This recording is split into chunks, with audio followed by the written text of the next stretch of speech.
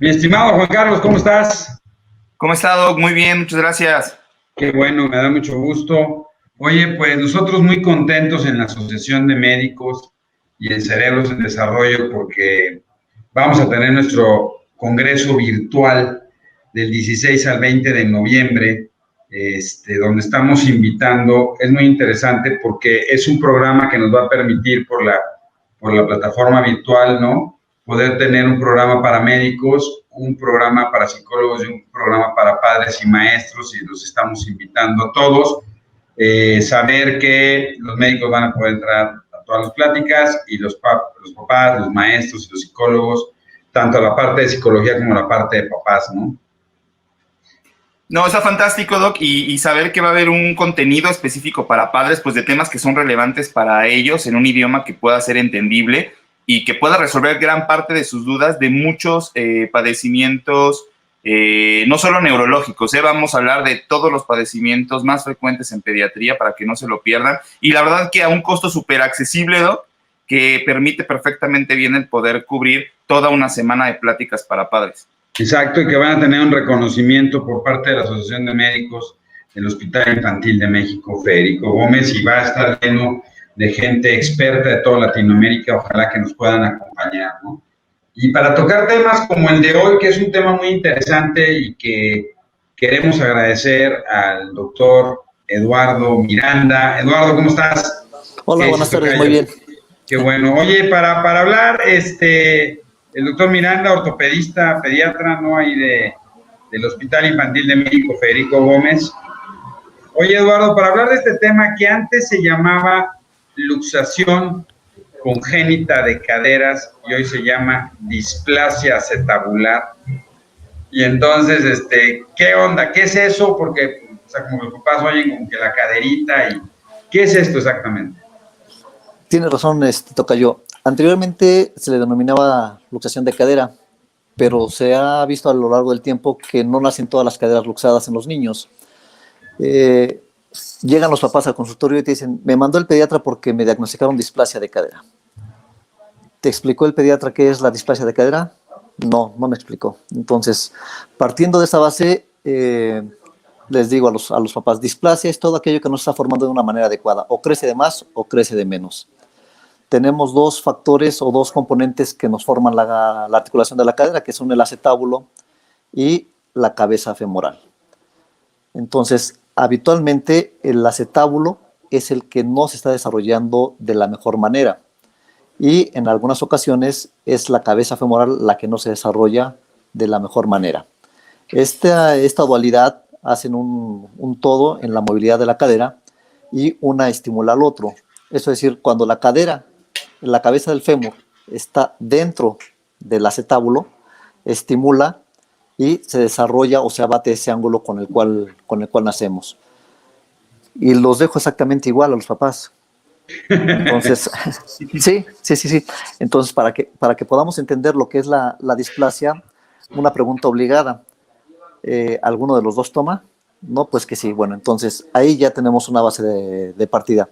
Imaginémonos la cadera como una copa y una bola de helado, una dentro de la otra.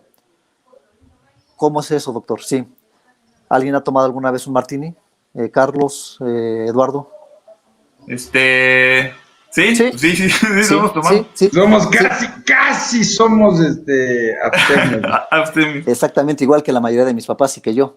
Entonces, para imaginarnos bien y poder entenderlo como papás, ¿cómo es una copa donde te sirven un martini?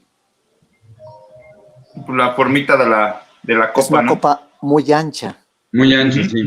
Muy ancha. La base es larga. Y tú le pones entonces una bola de helado a esa copa. Si tú la empiezas a girar, aparte de que se deshace, y la giras, ¿qué es lo que puede suceder? Esa bola de helado puede salirse. ¿Sí? Entonces, un acetábulo en forma de copa de martini está displásica, no te da la contención a tu bolita de helado. ¿Sí? ¿Y cómo es una copa en la cual te sirven un brandy? Mucho más cerrada. Más profundiza. Exactamente, que es a donde tiene que llegar el desarrollo de nuestra cadera. ¿Por qué? Porque entonces tú pones la bolita de lado, la empiezas a girar, pero ya no se te va a salir. ¿Sí? Entonces, una displasia del desarrollo de la cadera la podemos comparar con eso. Es algo que no se está desarrollando bien en cualquiera de los dos componentes de la articulación de la cadera. El acetábulo, que es la copa, o la bolita de lado, que es la cabeza del fémur. Oye, pero ¿por qué pasa esto? O sea, esto tiene que ver con el embarazo, tiene que ver porque Vitaminas. vitaminas, no comió bien durante el embarazo la mamá, no. No. O sea, ¿por qué se da? Y normalmente, digo, nosotros como pediatras nos enseñan, ¿no? Que hay que revisar la cadera y abrirla y que tienes que estar abriendo las caderitas a ver cómo la sientes, ¿no? Que si se escucha, que si truena, que si se siente, ¿no? Sí, que ya a mi edad, ya, compadre, ya cuando muevo la cadera siempre truena. Pero esa edad, o sea, ¿por qué se da esto? ¿Hay algún factor que pueda ser prevenible? Y más o menos, ¿cuál es el mejor momento para detectar una displasia de cadera?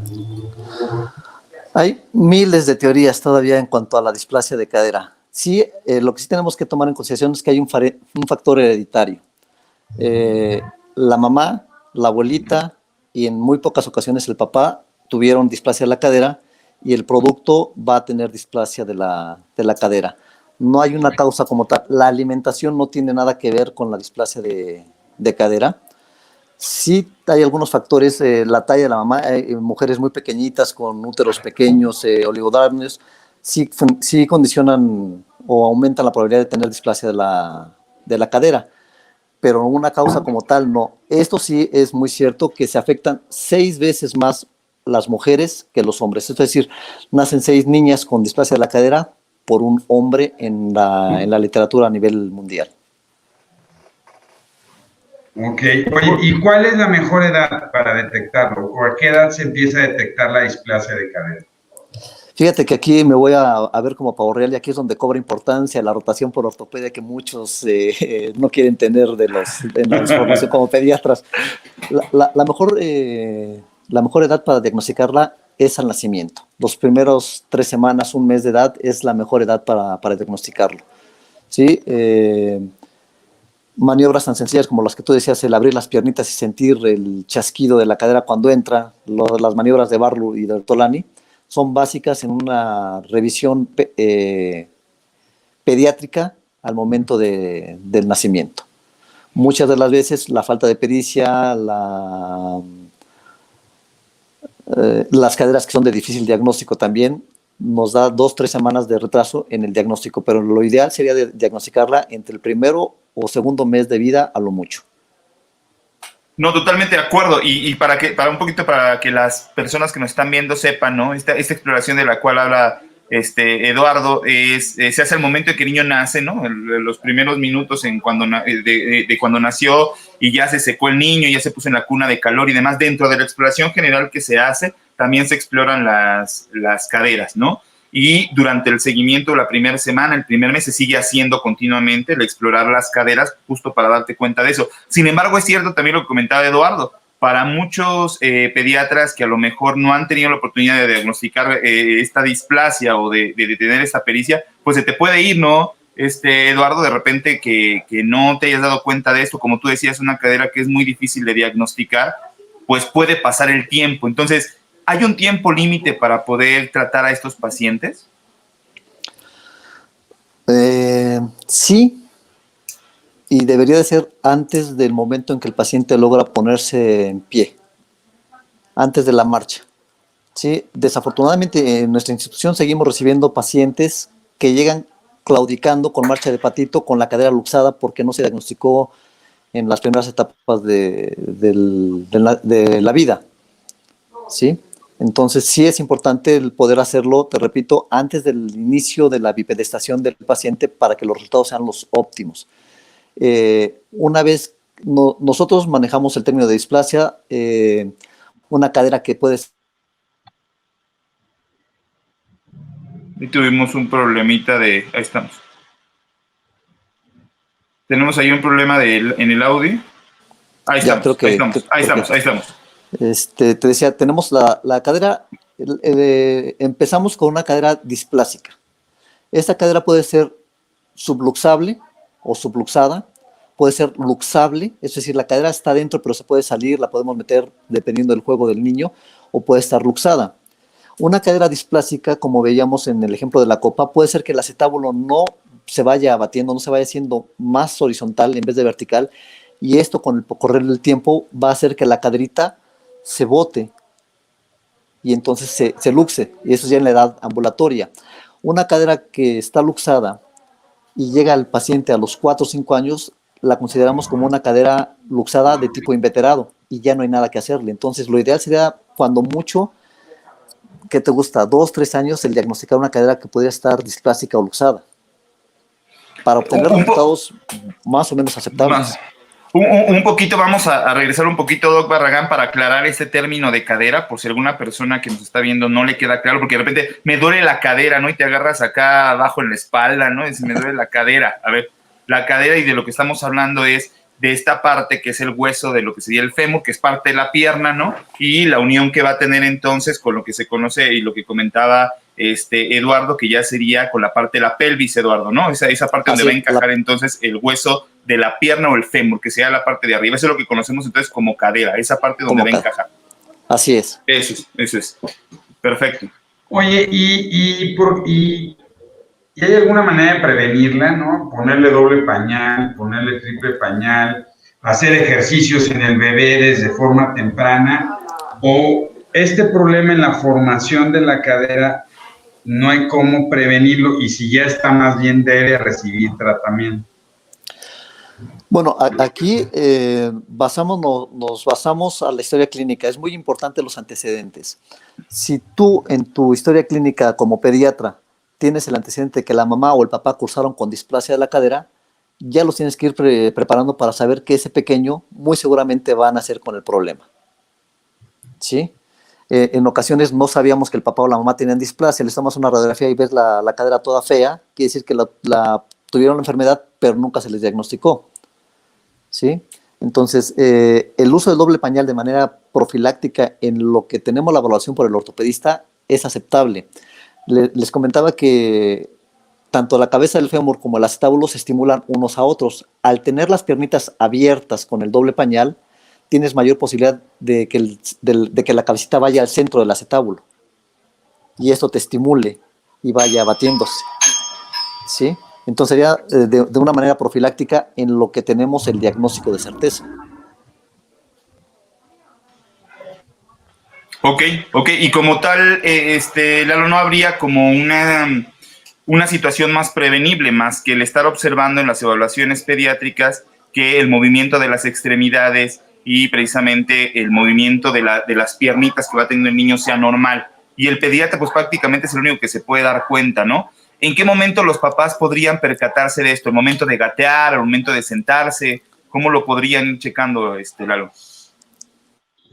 Es muy importante, muy importante el apoyarnos en todas las personas que tienen contacto con el niño.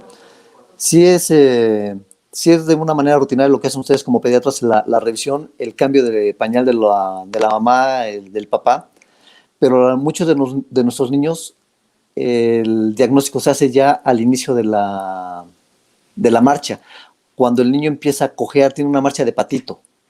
Entonces es ahí cuando muchos de los papás o el pediatra que lo estaba llevando su control se dan cuenta de que existe un problema en la cadera. Ok. Oye, Lalo, dos preguntas. Una es muy doloroso el tener esta displasia de cadera para los niños? ¿Les duele? Y la segunda ¿es necesario siempre una cirugía? No.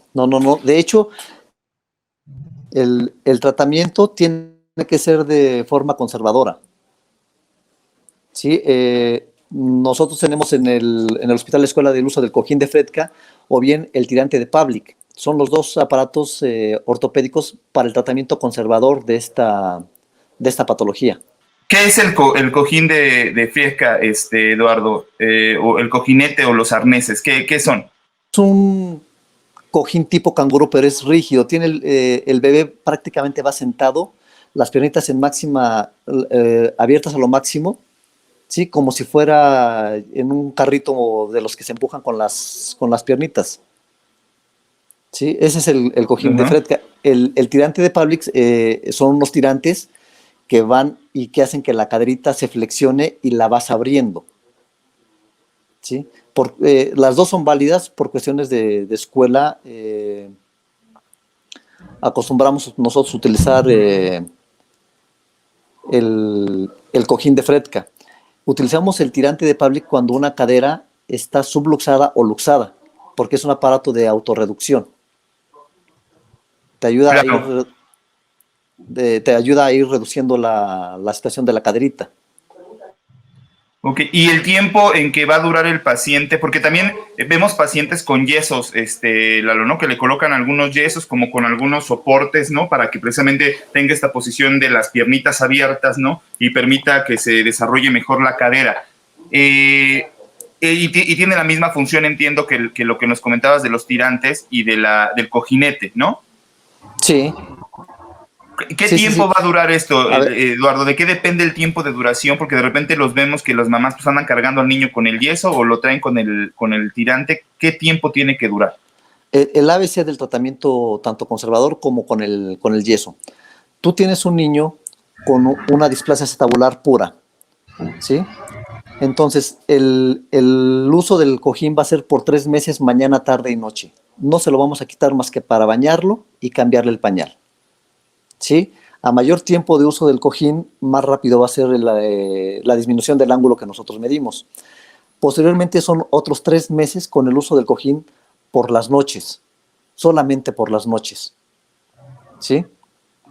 Y si tenemos una medición normal, suspendemos el tratamiento.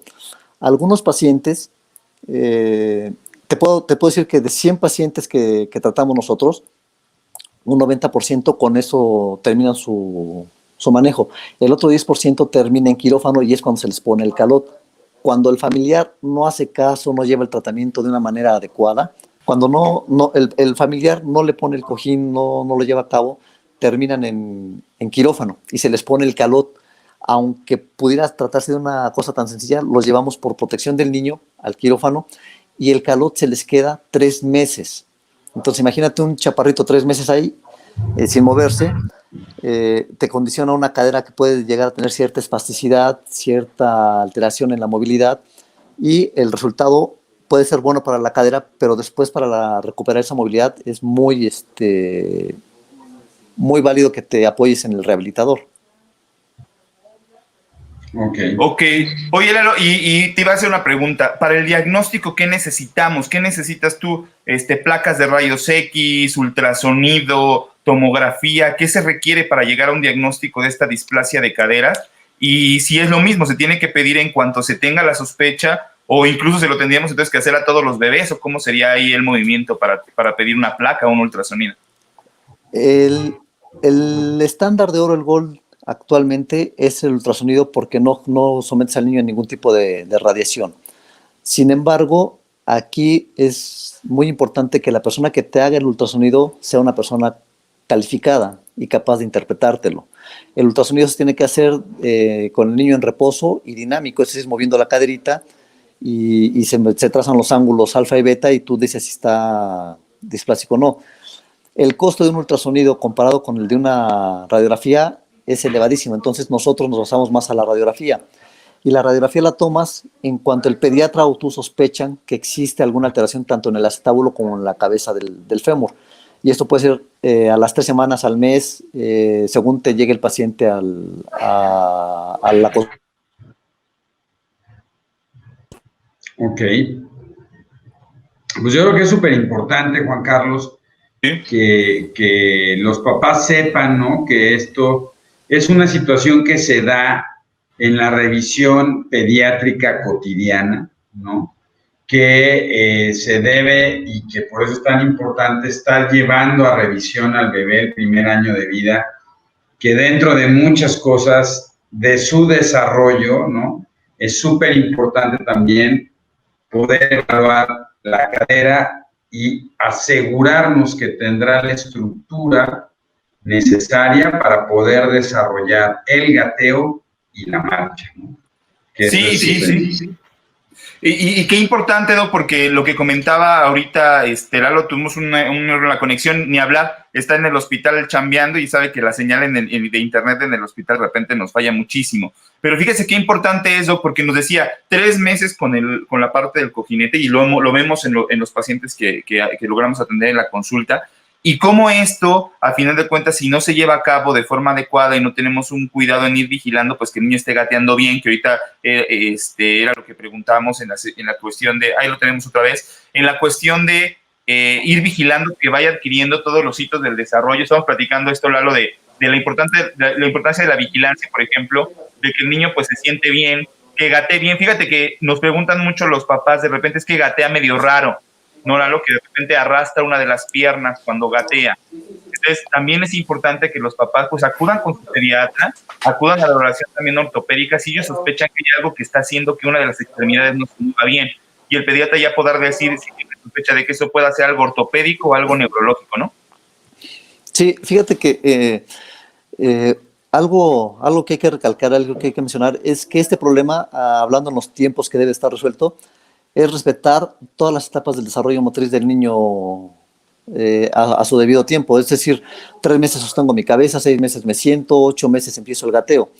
Lo ideal sería que para cuando el niño empiece la etapa del gateo, el problema estuviera resuelto, pero eso implica que tenemos que hacer los diagnósticos prácticamente de recién nacido. ¿Sí? Yo te comentaba, tener un niño 3 meses en un yeso sin movilidad te genera rigidez articular, mucha fibrosis, y posteriormente tenemos problemas de rotación, de rigidez, de dolores, porque te condiciona también artrosis, dolores en la cadera por desgaste adelantado de la cadera. No, totalmente. Y también lo vemos en Doc Barragán, ¿no? Siempre lo platicamos, nuestros pacientes que utilizan el cojinete o traen el yeso tanto tiempo, ¿no? Y que también puede condicionar obviamente el retraso en la marcha, ¿no? Y eso hay que considerarlo dentro del proceso de desarrollo y neurodesarrollo, de que es un paciente, bueno, con una cadera luxada que requiere algún procedimiento quirúrgico. ¿Y qué tal les va, Lalo? ¿Qué tal les va después de la cirugía? ¿Nos puedes hablar un poco del pronóstico? Tiene mucho que ver con la familia. Tú sabes que, digo, es un mar de diferencia un paciente a nivel privado que uno en institución. El paciente privado tiene acceso rápidamente a un proceso de rehabilitación a la siguiente semana de que tú le estás dando de alta del hospital, y en nuestro hospital tardan 1 o 2 meses en darle la primera consulta. En general les va bien, pero sí es con la constancia del familiar o buscándole los medios para que la rehabilitación pueda ser llevada a cabo lo más pronto posible. Un muy pequeño porcentaje de pacientes con displasia que terminan en quirófano requieren una segunda o una tercera cirugía. Es muy, muy importante diferenciar o hacer hincapié, porque nos mandan pacientes con PCI con displasia de la cadera, y ya no es una displasia de la cadera, es una cadera de tipo neuropático.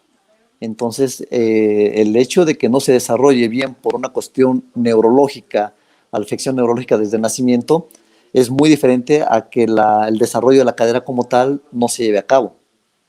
¿Sí? Entonces, hay que diferenciar las caderas displásicas a las caderas neuropáticas, a las caderas secundarias a una infección, a una artritis séptica. Acabamos de tener una pequeñita con una cadera luxada, pero por una sífilis congénita.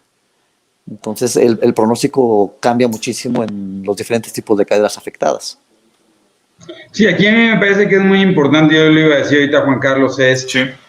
O sea, un niño con displasia acetabular o de caderas es un niño sano neurológicamente, ¿no? Se da, como bien decía mi tocayo, por un problema de la formación de la cadera, pero no por una lesión que condicione alteraciones mecánicas de los músculos y del movimiento, que eso te genera una luxación de cadera por cuestiones neuropáticas totalmente diferentes, y que es un tema que amerita todo un abordaje diferente y que evidentemente a veces es súper difícil, porque no solo se afecta a la cadera, sino vemos una afectación también de la columna, ¿no? Y vemos una afectación de postura y otra serie de cosas que son muy importantes y que ojalá, Eduardo, nos puedas acompañar un día de estos para poder platicar para nuestros pacientes neurológicos de todos estos abordajes que se tienen que hacer. Cuando un problema, ¿no? Yo creo que ustedes lo convivimos mucho, ¿no? Es cuándo debes de intervenir una cadera en un paciente con parálisis cerebral infantil, con una cuadriparesia espástica, y evidentemente es otro proceso. Pero yo creo que aquí lo importante es que los papás sepan que una displasia de cadera se da en niños sanos, tiene que ser reconocida de manera temprana y que la intervención terapéutica es una intervención bastante amigable, ¿no? Aunque traer el cojinete o traer esto puede ser un poco molesto, pero que al final no deja de ser una intervención bastante amigable y que resuelve el tema, favoreciendo que el chaparro siga en un proceso de su neurodesarrollo. No sé si queramos concluir con algo, Tocayo, algo que nos puedas decir para la gente. Pues que la verdad se basen mucho en el pediatra, que no dejen de llevar a sus chaparros, que en el cambio de pañal día a día sea una costumbre el abrirle las piernitas si sienten cualquier chasquido, cualquier movimiento anormal. La simetría de los pliegues les puede llamar mucho la atención a los papás. Inmediatamente que lo consulte con su pediatra. Él tomará las medidas pertinentes para un diagnóstico acertado y temprano y que los resultados sean lo más satisfactorios para todos nuestros niños. Perfecto. Juan Carlos. No, totalmente de acuerdo a lo que decía Lalo ahorita y así lo hemos visto en la consulta. Así llegan los papás con precisamente estos dos situaciones que él comentaba. Una es, se dan cuenta en la diferencia de los pliegues en las nalguitas cuando voltean a los niños, que de repente sienten que una nalguita está más arriba que la otra, ¿no?